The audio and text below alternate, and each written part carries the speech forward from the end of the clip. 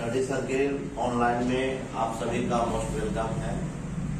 अब हम लोग करंट अफेयर फरवरी 2021 का शुरुआत करने जा रहे हैं, जो हम पार्ट 1, पार्ट 2, पार्ट 3 में बनाते हैं। तो आज जो है हम लोग पार्ट 1 की शुरुआत कर रहे हैं।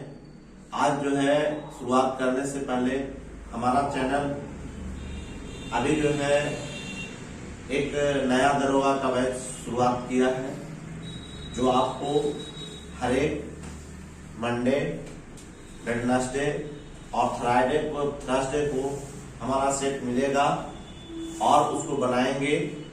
यह तब तक बनाते रहना है जब तक कि हम लोग पीटी कंप्लीट नहीं कर लेंगे, तब उसके बाद हम लोग मेंस की शुरुआत करेंगे। इस बार जो है मेंस के लिए हम लोग हिंदी का भी कुछ प्रैक्टिस सेट देंगे, जिससे आप जो है हमारे चैनल के माध्यम से आप इसको लाभ उठा पाएंगे। अगर ये सारे वीडियो देखने के बाद अच्छा लगे, सब्सक्राइब कीजिए, दोस्तों को शेयर कीजिए तथा इस चैनल को और भी कुछ सुधार करने की आवश्यकता हो तो कमेंट बॉक्स पर अवश्य लिखें।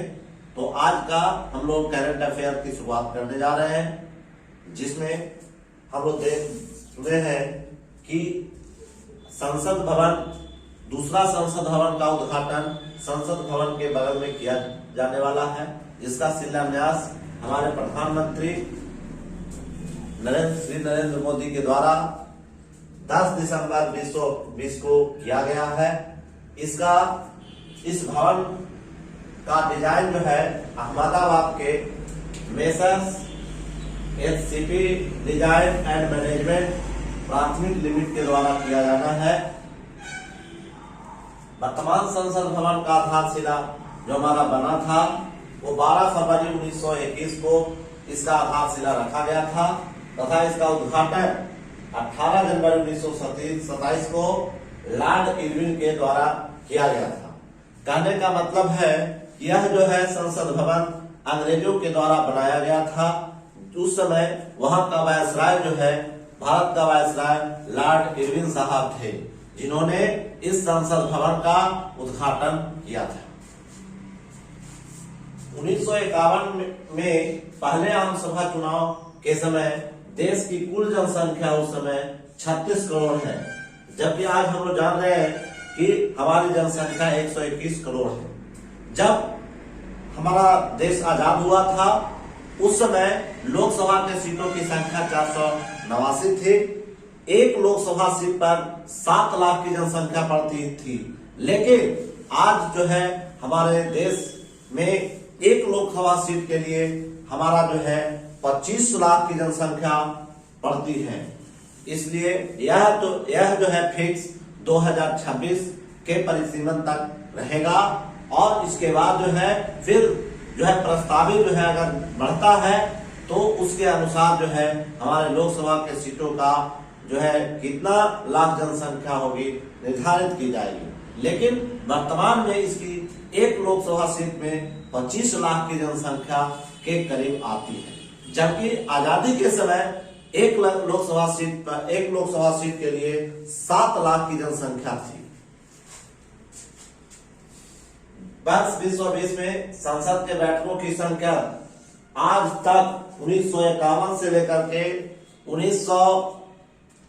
2021 की जनसंख्या तक 2021 तक की बैठक संसद के बैठकों की संख्या अब तक इतनी कम कभी नहीं हुई थी, जो कि 2021 के पहले आपका 2020 में जो आपका कोरोना वायरस आया उसमें संसद के बैठकों की संख्या कुल 33 रही। 72वें गणतंत्र दिवस के मुख्य अतिथि बोरिस जॉनसन को किया गया है, जो ब्रिटेन के प्रधानमंत्री हैं। 1993 में तत्कालीन ब्रिटिश प्रधानमंत्री जॉन मेजर भी भारत के गणतंत्र दिवस के मुख्य अतिथि रह चुके हैं। साथ ही केंद्रीय पर्यावरण एवं जलवायु मंत्री श्री प्रकाश जावड़ेकर जी हैं। ये पहले शिक्षा मंत्री भी रह चुके हैं, मानव संसाधन विकास मंत्रालय को भी दे चुके हैं बीजेपी की सरकार में। अब हम एक जो है अभी डाटा आया है 2018 के स्थिति के अनुसार तेंदुआ और बाघ की संख्या पर एक डाटा का सर्वेक्षण किया गया है, जिसमें सबसे ज्यादा तेंदुओं की संख्या मध्य प्रदेश 3421, दूसरे स्थान पर कर्नाटका का है 1783, तीसरे स्थान पर महाराष्ट्र का है जिसकी जनसंख्या 1690। इस तेंदुआ की संख्या अभी जो है 64.2% की मात्रा में वृद्धि की गई है, जबकि बाघों की संख्या सबसे अधिक मध्य प्रदेश में 526, कर्नाटका में 524, जबकि तीसरे स्थान पर उत्तराखंड जिसका आपका जनसंख्या 442 है। अतः हम कह सकते हैं कि सबसे ज्यादा तेंदुओं की संख्या वाला राज्य जो है मध्य प्रदेश है, जबकि बाघों के प्रथम स्थान रखने वाला प्रथम स्थान जो है आपका मध्य प्रदेश जिसकी संख्या 526 है। अब कोरोना वायरस पर रोकथाम के लिए भारत दुनिया का सबसे बड़ा लॉकडाउन की घोषणा 25 मार्च 2020 को किया था। कोरोना महामारी के कारण हुए नुकसान का सामना करने के लिए आत्मनिर्भर भारत अभियान के तहत 20 लाख करोड़ रुपए का विशेष पैकेज प्रधानमंत्री के द्वारा घोषणा की गई। वह घोषणा जो है 12 मई 2020 को किया गया था। 12 मई 2020 को की गई थी। 2012 के बहुचर्चित निर्भया बलात्कार व हत्याकांड के 4 दोषियों को दिल्ली के तिहाड़ जेल में फांसी 20 मार्च 2020 को दी गई। तो इसमें इम्पोर्टेंट है कि तिहाड़ जेल कहाँ है पूछा जाता है, तो तिहाड़ जेल दिल्ली में है, जिसमें 4 दोषियों को फांसी की सजा 20 मार्च 2020 को दी गई। तीव्र चक्रवात तूफान अम्फान पूछता है कि अम्फान कहां पर प्रभावित किया था, तो मुख्य रूप से सबसे ज्यादा प्रभावित क्षेत्र था पश्चिम बंगाल। यह तबाही 20 मई 2020 को आई थी। भारतीय नौसेना के लिए एक और उन्नत स्थित फ्रिगेट हिमगिरी का जलावतरण 14 दिसंबर 2020 को कोलकाता के garden ship builder and engineer में किया गया। इसमें 2 चीज पूछता है, एक मंझगांव डॉक शिपयार्ड, तो ये मंझगांव जो है गोवा में है और गार्डन शिप जो है कोलकाता में है। यह दरोगा मेंस की परीक्षा में क्वेश्चन पूछा हुआ था कि गार्डन शिप कहाँ है, तो यह कोलकाता में है। नेक्स्ट, बिहार में राजगीर और ये राजगीर नालंदा जिला में है। नालंदा जिला में है जिसमें ग्लास ब्रिज की स्थापना की गई है। यह ग्लास ब्रिज पूरे भारत में 2 स्थानों पर है। पहला स्थान सिक्किम में है। वह सिक्किम में पेलिंग स्काई वॉक जो नवंबर 2018 में खुला था। अभी जो है हमारा ये रांची का जो है यह ग्लास ब्रिज जो है आपको 2021 में ही खोला जाएगा। PSLV polar satellite launch vehicle ध्रुवीय उपग्रह प्रक्षेपण की 52वीं उड़ान द्वारा संचार उपग्रह CMS-01 विदेशी उपग्रह का प्रक्षेपण 17 दिसंबर 2020 को किया गया, जो आपका श्रीहरिकोटा जो आंध्र प्रदेश में पड़ता है। केंद्र सरकार की आयुष्मान योजना, इसके तहत बीमार व्यक्ति को 5 लाख की सुविधा दी जाती है, लेकिन इसी योजना को जेके में विस्तारित किया गया है। उस योजना का नाम दिया गया है आपका सेहत योजना, आरोग्य सेहत योजना। इस योजना के तहत पहले जो है वहां आयुष्मान योजना के तहत 6 लाख लोगों की सुविधा मिलती थी, लेकिन यह योजना चालू कर देने के बाद पूरे जेके में 21 लाखों लोगों को यह सेवा मिल पाएगी, जिससे वहां के 5 लाख से नीचे खर्च वाले बीमारी के लिए यह सुविधा उपलब्ध है। इस सबसे शक्तिशाली महिला में पहला स्थान एंजेला मर्केल का है। यह सूची जो है फोर्ब्स के द्वारा जारी की जाती है। ये एंजेला मर्केल जर्मनी की चांसलर है। दूसरे स्थान पर शक्तिशाली महिला में आपका क्रिस्टीना लोगार्ट है, जो IMF के 2 बार महासचिव भी रह चुके हैं। IMF अंतर्राष्ट्रीय मुद्रा कोष का। उसके बाद तीसरे स्थान पर कमला हैरिस है, जो अभी बाइडेन के राष्ट्रपति में अमेरिका के उपराष्ट्रपति बने हैं, जो भारतीय मूल की महिला है। Germany chancellor Angela Merkel Forbes आकलन में यह स्थान 10वीं बार बना चुकी है। विश्व की सबसे सर्वाधिक शक्तिशाली 100 महिलाओं में भारत की 3 महिला शामिल की गई है, जिसका पहला स्थान जो है निर्मला सीतारमण का है, जो भारत के वित्त मंत्री हैं। ये रक्षा मंत्री भी रह चुके हैं। रोशनी नारा दूसरे स्थान पर है, जो HCL कंपनी के संस्थापक चेयरमैन भी है। तीसरे स्थान पर किरण मजूमदार शाह है, जो बाइकॉन के चेयरपर्सन भी है। किस राज्य की BSc की छात्रा आर्या राजेंद्रन देश में सबसे पहले कम उम्र की महापौर बनी है? वो केरल राज्य के तिरुवनंतपुरम नामक स्थान से बनी है। ग्लोबल वार्मिंग पर अंकुश लगाने के लिए पेरिस समझौता 2015 में की गई थी। इसमें कुल देशों की संख्या 196 थी, लेकिन कुछ समय पहले अमेरिका ने यह जो है अपना समझौता वापस ले लिया था। लेकिन पुनः बाइडेन के राष्ट्रपति बनने के बाद अब जो है इस समझौता में पुनः शामिल होने के घोषणा कर दी है। इस ऐतिहासिक समझौता का 5वीं वर्षगांठ के अवसर पर एक वर्चुअल शिखर सम्मेलन का आयोजन 12 दिसंबर 2020 को किया गया है। उसके बाद राष्ट्रपति के रूप में बाइडेन के कार्यकाल के पहले दिन अमेरिका पेरिस समझौता में पुनः शामिल होने की घोषणा कर दिया है। 1 गीगाबाइट बराबर 1000 मेगाबाइट होता है।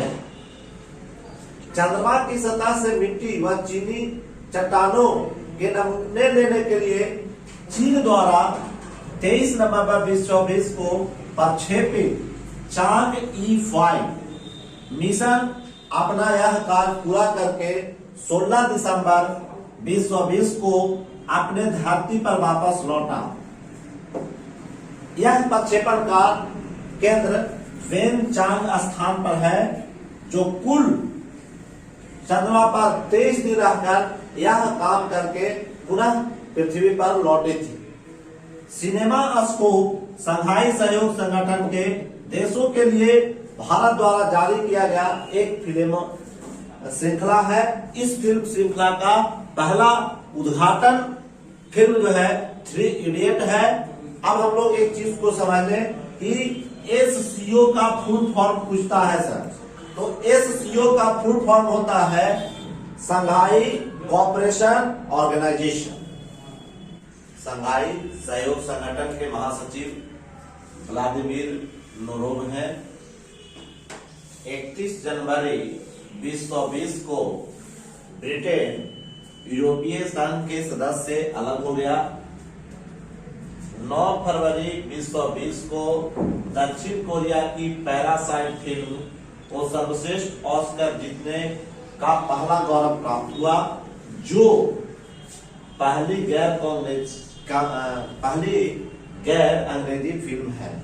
अब तक जितने भी ऑस्कर पुरस्कार दी जाती थी उसमें अंग्रेजी फिल्म को ही दी जाती थी, लेकिन दक्षिण कोरिया का पैरासाइट फिल्म जो है पहला ऑस्कर जीतने वाला गैर अंग्रेजी फिल्म है।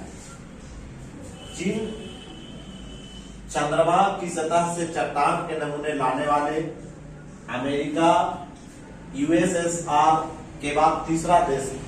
कहने का मतलब हुआ कि अब तक चंद्रमा से नमूना लाने के लिए मात्र 3 देश ही सक्सेसफुल हुए हैं, उसमें पहला देश आपका अमेरिका है, दूसरा आपका संयुक्त रूस है, तीसरा जो है आपका चाइना।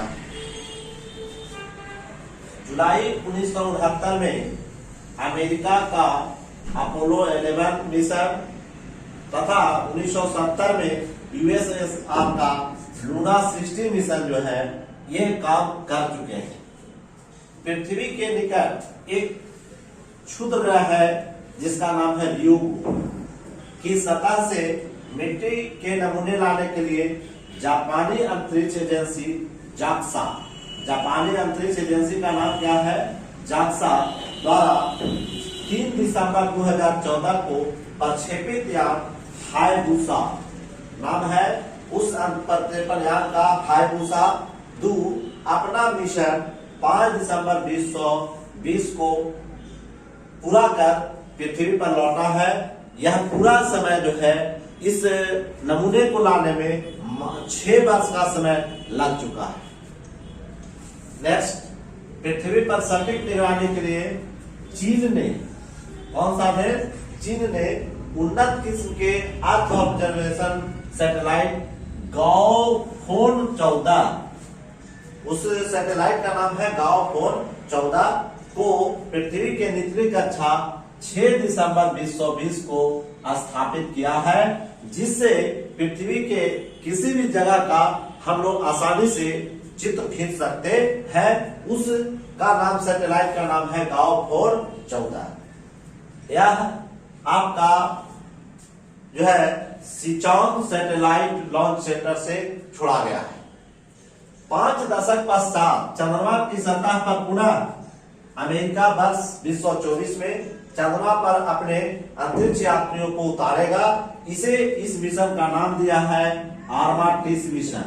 कहने का मतलब है कि चंद्रमा की सतह पर पुनः अमेरिका जो है 2024 में एक मिशन चलाया है, वह मिशन है आर्माटिस मिशन। ठीक है, चंद्रमा की सतह पर उतरने वाला पहला अंतरिक्ष यात्री अमेरिका का नील आर्मस्ट्रांग तथा एडविन एल्ड्रिन थे, जो नासा के अपोलो 11 के तहत 26 जुलाई 1969 को चंद्रमा की सतह पर उतरा था। रूस ने अपना सर्वाधिक शक्तिशाली प्रक्षेपण यान अंगारा A5 का सफल परीक्षण 14 दिसंबर 2020 को किया। भारतीय मूल के अंतरिक्ष वैज्ञानिक राजा चार्ली अंतरराष्ट्रीय अंतरिक्ष स्टेशन के लिए स्पेस एक्स की तीसरी उड़ान में अंतरिक्ष यात्री होंगे। राजा चार्ली का पूरा नाम राजा जॉन बुथरू चार्ली है। एस्टोनिया, पराग्वे, डोमिनियन गणराज्य में भारतीय मिशन 2021 में शामिल होंगे। एक भारतीय मिशन बनाया गया है जिसमें एस्टोनिया, पराग्वे और डोमिनियन गणराज्य को शामिल किया गया है। संयुक्त राष्ट्र विकास कार्यक्रम, जिसको हम लोग कहते हैं UNDP, इसका फुल फॉर्म होता है यूनाइटेड नेशनल डेवलपमेंट और पीस फॉर प्रोग्राम।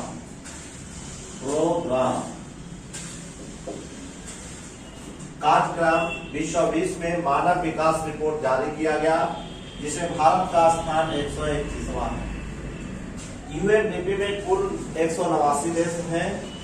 यूएनडीपी जो जारी किया जाता है, मानव विकास सूचकांक जारी किया जाता है, उसमें मुख्य रूप से स्वास्थ्य, शिक्षा, आय के स्तर पर रेखा तैयार किया जाता है, जिसका उच्चतम मान 1 होता है।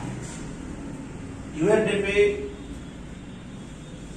के द्वारा मानव विकास रिपोर्ट जारी करने के लिए यह बांग्लादेश के अर्थशास्त्री महबूब उल हक के द्वारा तैयार किया गया था। यह सूचकांक 1990 से प्रति वर्ष जारी की जाती है। मानव विकास सूचकांक रिपोर्ट में पहले स्थान नॉर्वे को दिया गया है तथा अंतिम स्थान 189वां स्थान नाइजीरिया को दिया गया है तथा भारत का स्थान 131वां। भारत का स्थान इसमें 131वां है। हम लोग सुरक्षा परिषद जानते हैं। सुरक्षा परिषद में दो तरह के सदस्य होते हैं, एक अस्थायी सदस्य और दूसरा अस्थायी सदस्य। अस्थायी सदस्यों की संख्या 10 है, जबकि अस्थायी सदस्यों की संख्या 5 है, जिसमें अमेरिका, ब्रिटेन, फ्रांस, रूस तथा चीन।